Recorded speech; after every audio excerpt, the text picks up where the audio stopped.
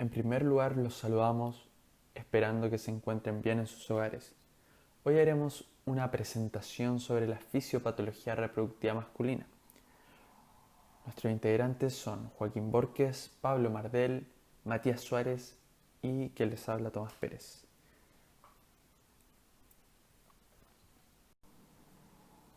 Aquí un leve repaso de la anatomía. Nos enfocaremos en las patologías principalmente del pene y de los testículos, pero no podemos olvidar los diferentes componentes del sistema reproductor masculino. Principalmente dentro de las funciones del aparato reproductor masculino encontramos la formación de espermatozoides o espermatogonia, la realización del acto sexual masculino y su relación de regulación con las distintas hormonas como la FSH, LH, testosterona, estrógeno, entre otros. En la espermatogonia podemos recordar que en cada uno de los pares de cromosomas se transporta la información genética que determina el sexo descendiente. Y la espermiogénesis, que básicamente es el proceso donde las espermátidas pasan a ser un espermatozoide. Sobre la fisiología del espermatozoide maduro, podemos mencionar que son capaces de moverse a través de un medio líquido aproximadamente a una velocidad de entre 1 a 4 milímetros por minuto. Su actividad es eficiente en un medio neutro o levemente alcalino. En medios ácidos provocan la muerte rápida de estos. La actividad de los espermatozoides aumenta con la temperatura, pero hay que considerar, no nos podemos olvidar que también aumenta su metabolismo, lo que acorta su supervivencia. Y aunque pueden sobrevivir semanas en los conductos genitales y también el aparato genital femenino, su supervivencia es de 1 o 2 días. En distintos textos se hablan de hasta 72 horas. La mayoría de los espermatozoides se almacenan en los conductos deferentes y permanecen inhibidos por múltiples sustancias. Cuando estos son eyaculados, se vuelven activos para poder fecundar al óvulo. Y no podemos olvidar que esto es gracias al líquido secretado por las células de Sertoli. También tenemos que mencionar que el proceso de capacitación del espermatozoide en el aparato genital femenino es fundamental. Ahora les hablaremos sobre la composición del semen. Solo un 10% de este es compuesto por espermatozoides, el resto se divide en su mayoría por líquido de las vesículas seminales y un resto por líquido prostático. Su pH es de 7,5 aproximadamente. El líquido de las vesículas seminales no podemos olvidar que tiene un alto valor nutritivo para los espermatozoides y también contiene prostaglandinas. Y la función del líquido prostático es principalmente permitir que el espermatozoide pueda estar en un medio alcalino. ¿Por qué solo penetra un espermatozoide en el ovocito de los tantos eyaculados? Bueno, lo que sucede es que al penetrar el primer espermatozoide de parte del ovocito hay una liberación de un número considerable de gránulos corticales. Estos básicamente se unen a la zona pelúcida impidiendo que otros espermatozoides puedan penetrar. Sobre el acto sexual podemos mencionar que la erección y la lubricación son actividades parasimpáticas y la emisión y eyaculación corre por parte de actividad simpática. Sobre la regulación mediante hormonas podemos mencionar que el sistema está compuesto en relación al testículo, adenohipófisis e hipotálamo. La LH estimula la producción de testosterona por parte de las células de Leydig, pero tenemos que considerar que un aumento excesivo de esta hormona producirá un feedback negativo a nivel hipotalámico. Por lo tanto, se disminuirá el factor liberador de la hormona luteinizante. A raíz de lo mismo habrá una reducción de la secreción de la LH por la hipófisis. Aquí hay una imagen que nos sirve de resumen sobre la regulación hormonal. La GnRH liberada por el hipotálamo actúa sobre la adenohipófisis estimulando la producción de LH y FSH. En el caso de la FSH actúa sobre las células de Sertoli, sobre el desarrollo de los espermatozoides. Las células de Sertoli producen la inhibina, hormona que actúa sobre la hipófisis para inhibir la producción de FSH. En cuanto a la LH, como habíamos mencionado anteriormente, actúa sobre las células de Leydig, en la producción de testosterona. Aquí también podemos ver cómo se produce el feedback negativo para que desde el hipotálamo se libere menos GnRH y a la vez la hipófisis libere menos LH. Iniciaremos hablando sobre las patologías del pene, en primer lugar las congénitas y luego las de inflamación. Bueno, en primer lugar tenemos la hipospadia, que es una anomalía congénita del pene, y esta es resultante de un desarrollo incompleto de la uretra anterior. Esto provoca que el meato desemboque anormalmente en la cara ventral del pene. Esta anormalidad puede estar ubicada en cualquier parte del pene, incluido el perineo. También tenemos que considerar que entre más cerca esté del extremo proximal del pene, habrá mayores probabilidades de que la parte ventral del órgano sea más corta e incurvada por una cuerda fibrosa. Esta anomalía afecta aproximadamente a 1 de cada 350 lactantes varones. Generalmente es de etiología desconocida o idiopática. Cabe dentro de las anomalías del desarrollo sexual o desarrollo sexual diferente. En el cariotipo 46XY está dado por una secreción anormal de la LH, lo cual genera un déficit de andrógenos testiculares, pues es una LH bioinactiva. Y también por insensibilidad a la LHCG, lo cual genera una aplasia o hipoplasia de las células de Leydig, debido a un déficit de andrógenos testiculares. El tubérculo genital aparece aproximadamente a la quinta semana de la vida intrauterina y la uretra peniana está completada hacia la semana 14. La formación de la uretra del glande es independiente y comienza por una invaginación epitelial del extremo a la profundidad. Luego esta se tubuliza y se une a la uretra. Existen distintos tipos de hipospadia.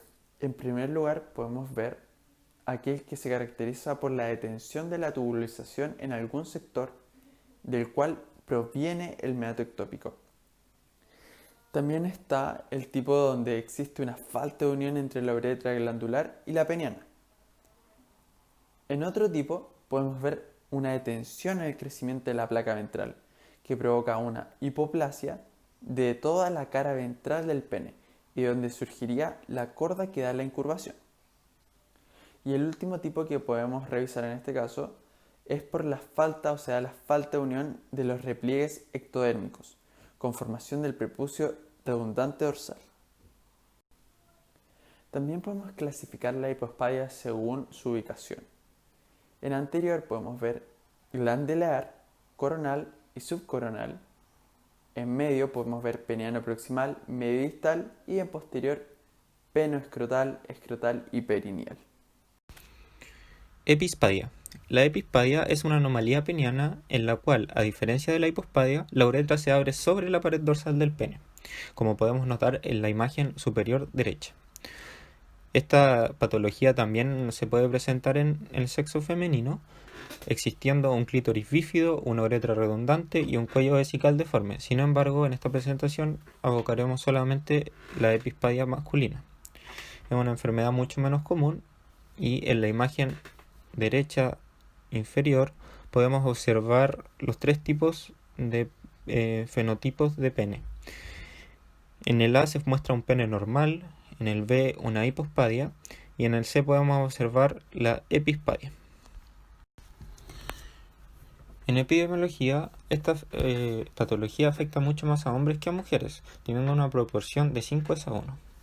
Tiene una incidencia de 1 en 100.000 en varones y 1 en 500.000 en mujeres. La etiología generalmente se desconoce, pero sí se relaciona con un desarrollo inadecuado del hueso púbico. En niños, la uretra está abierta a lo largo del pene. Recordemos que esta patología es en el dorso del pene. Y por nombrar, en niñas la abertura está entre el clítoris y los labios y puede llegar incluso hasta el vientre. Ahora bien, podemos clasificar la epispadia según dónde se abra la uretra sobre la pared dorsal del pene. Según esto tenemos tres clasificaciones, las cuales son glandular, peniano y peniopúbico. La primera, glandular, la uretra se abre sobre la cara dorsal del glande. La segunda, la peniana, el meato uretral se localiza en la sínfisis púbica y el surco coronal, por lo cual se extiende una ranura distal desde el meato a través del glande.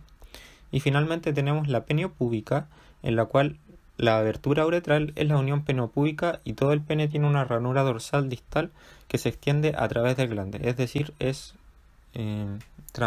más transversal en el pene.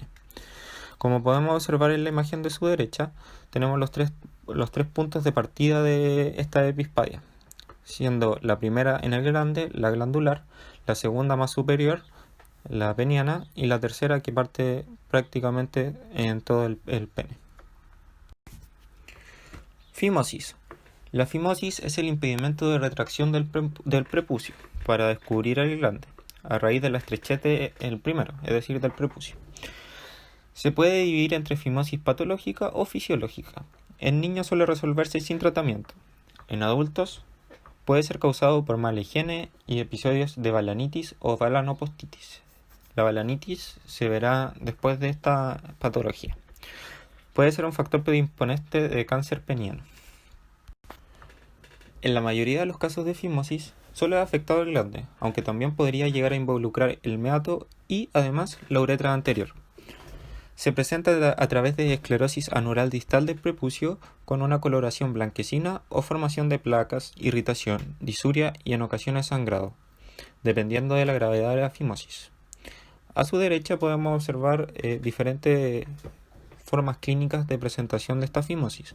En la primera observamos una fimosis fisiológica, en la cual es un bebé.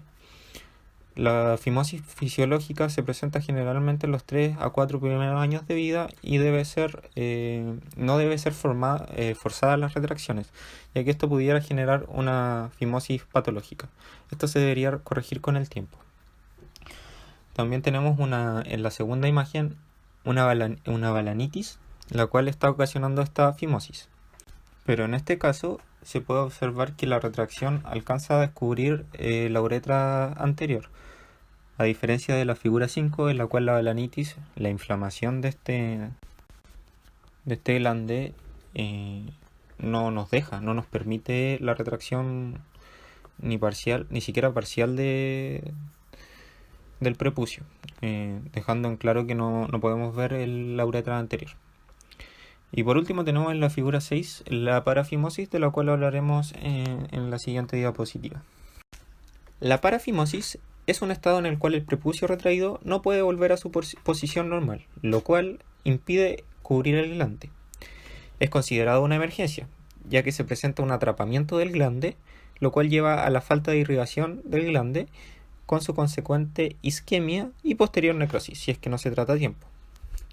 En cuanto a la etiología, este estado se puede presentar por uso de sonda Foley, balanitis o intento de aseo u otras maniobras con retracción prolongada del prepucio. Se presenta una inflamación debajo del prepucio redundante, lo que va a ocasionar una contractura de la abertura prepucial y una formación del anillo de piel, lo cual genera una congestión venosa que puede derivar en edema y crecimiento del glande como consecuencia.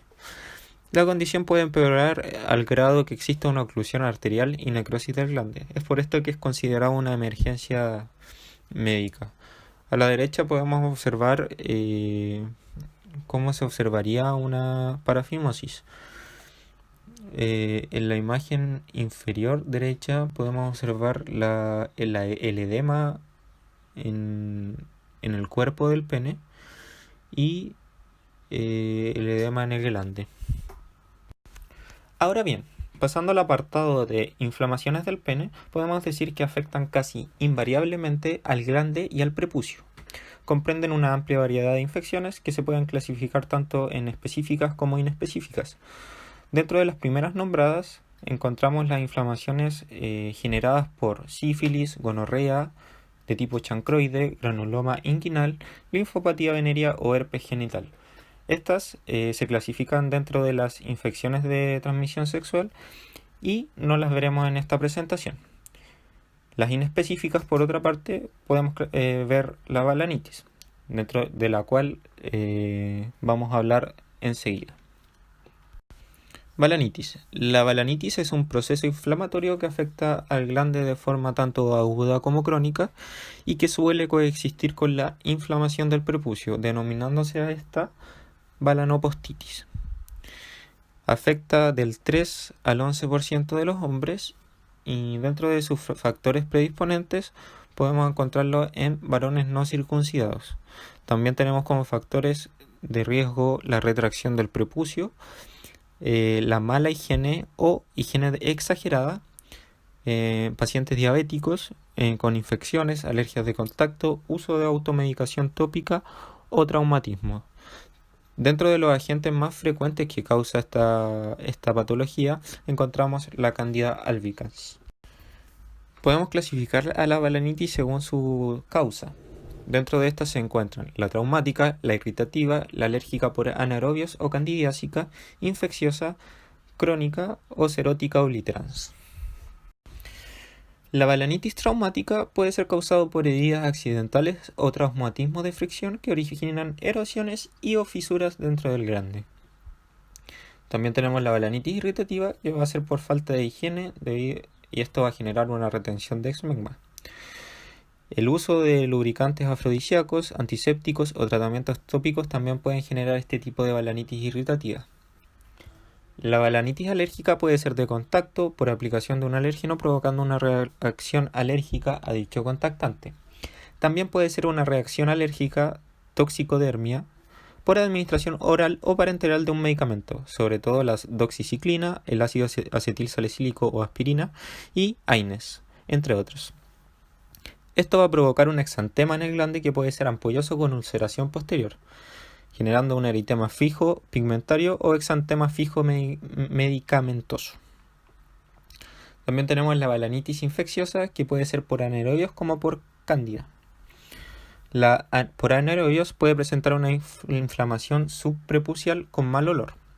La por cándida es la más frecuente de todas las balanitis, como se había dicho anteriormente. Se presenta con frecuencia en varones diabéticos y puede ser incluso la primera manifestación de diabetes. Dentro de esta misma clasificación también tenemos las infecciones de balanitis por virus, dentro de los cuales tenemos el virus herpes simple y virus del papiloma humano, y balanitis por otras infecciones bacterianas, las cuales causan úlceras, como es el caso del treponema pálido o la úlcera por CTLGB. Ahora bien, en cuanto a la balanitis crónica, la podemos subclasificar en 4 tipos, dentro de las cuales están la balanitis circinada, la balanitis plasmiocelular de Zoom, la balanitis queratósica micacia y pseudoepiteliomatosa, y el líquen escleroso, que en su forma más avanzada la vamos a llamar balanitis serótica obliterans. La primera, la balanitis circinada, se puede presentar de modo espontáneo o puede ser signo de enfermedad de Reitier tras un episodio de uretritis o enteritis. La balanitis plasmocelular de Zoom es una lesión crónica, circunscrita que se localiza en el glande o la membrana prepucial con inflamación de células plasmáticas. Se presenta de forma de placas marronáceas o rojizas con aspecto exudativo y brillante. La balanitis queratósica micacia y pseudoepiteliomatosa afecta al glande de varones en edad avanzada y no circuncidados. Se inicia como una placa cubierta de escamas micáceas plateadas de aspecto psoriasiforme que pueden hacerse francamente queratósicas con atrofia y pérdida de la elasticidad. Finalmente, la balanitis serótica obliterans es caracterizada por una fibrosis que afecta toda la circunferencia del prepucio. Esto va a impedir la retracción del prepucio.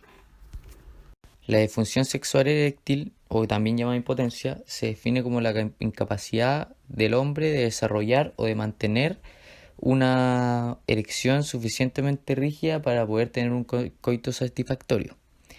Esta condición debe estar al menos en los últimos 3 meses.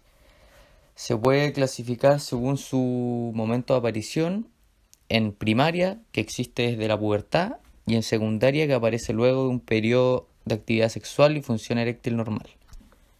La prevalencia de esta patología en varones entre 40 y 70 años alcanza hasta un 52% en Estados Unidos, en Australia un 34%, en Japón un 26% y en Alemania un 19,2%.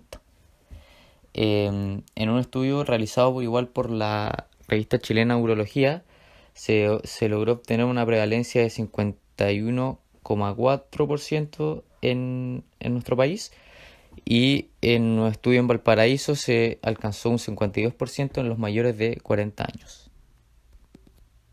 También se puede clasificar según su etiología. Tenemos la predominantemente psicógena, que puede ser ansiedad por el desempeño sexual, relación forzada, pérdida de la excitación sexual, estrés psicológico y enfermedades psiquiátricas como la depresión o la esquizofrenia.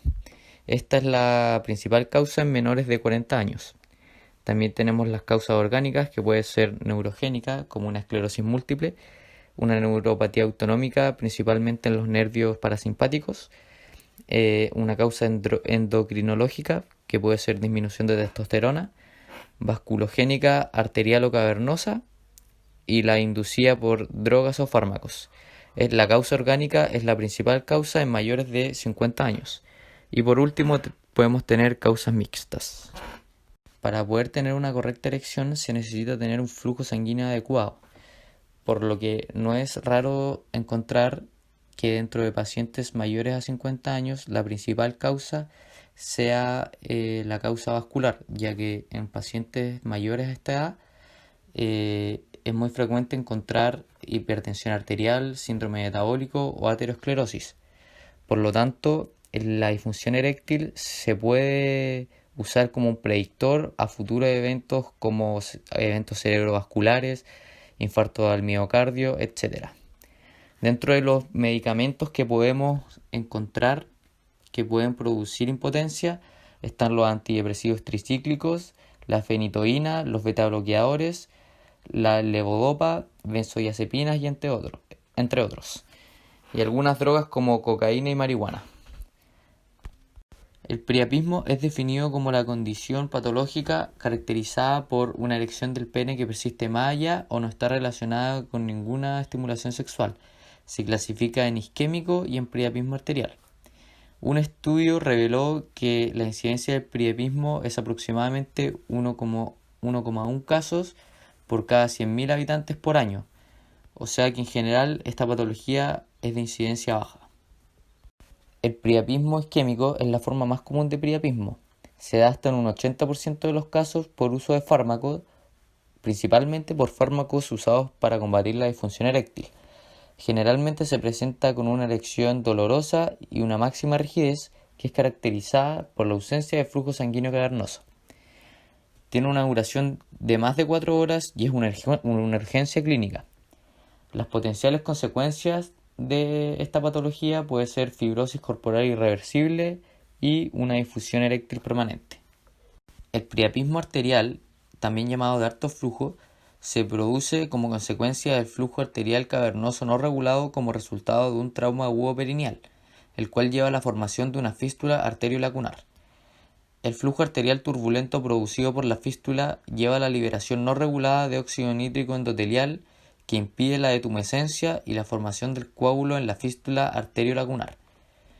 Este tipo de priapismo, a diferencia del anterior, es indoloro. Dentro de las causas del priapismo tenemos el uso de fármacos, siendo esta la principal causa, como agentes intracavernosos, agentes orales anticoagulantes, agentes hormonales y drogas recreacionales como la cocaína. También tenemos alteraciones hematológicas como estados de hipercoagulabilidad, hemoglobinopatías, alteraciones inmunológicas, alteraciones neurológicas y enfermedades malignas.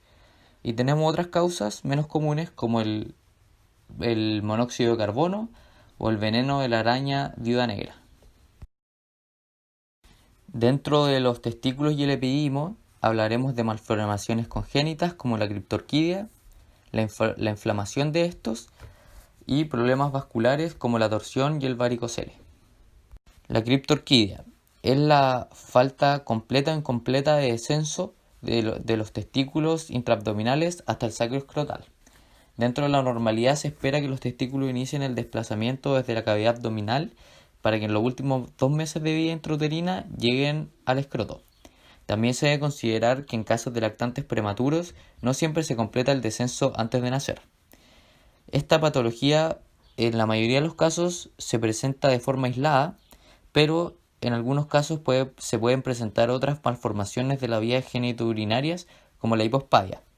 También tener en cuenta que esta patología se asocia a disfunción testicular y en aumento de riesgo de cáncer de testículo.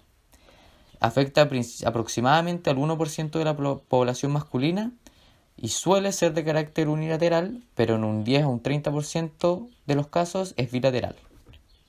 Aunque el descenso testicular está regulado por factores hormonales, la criptorquidia solo se asocia a un trastorno hormonal bien definido en raras ocasiones, por lo que la mayoría de los casos son idiopáticos. Si bien el descenso de los testículos se puede tener en cualquier punto de su recorrido, la localización más frecuente es el conducto inguinal. La detención en el abdomen es inhabitual y representa solo un 5 a 10% de los casos. Esta patología genera un retardo en el desarrollo de las células germinales primordiales, cambio en los túbulos espermáticos y déficit de las células de Leydig. Como consecuencia, puede presentarse esterilidad, aumento del riesgo de cáncer y torsión testicular.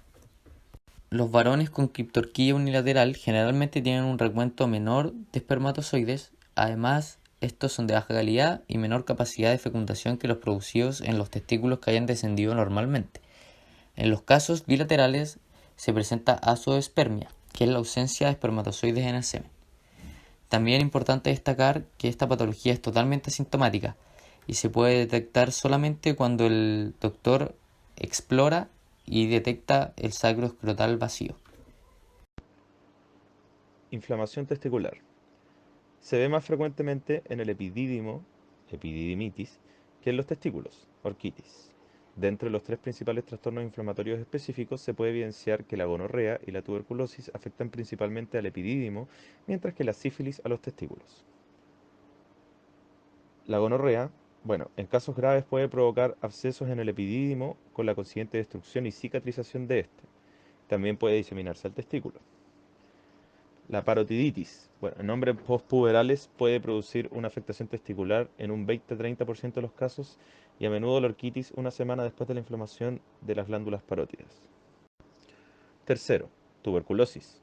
Cuando esta patología llega a afectar al aparato reproductor masculino, inicia en el epidídimo, pero puede diseminarse a los testículos.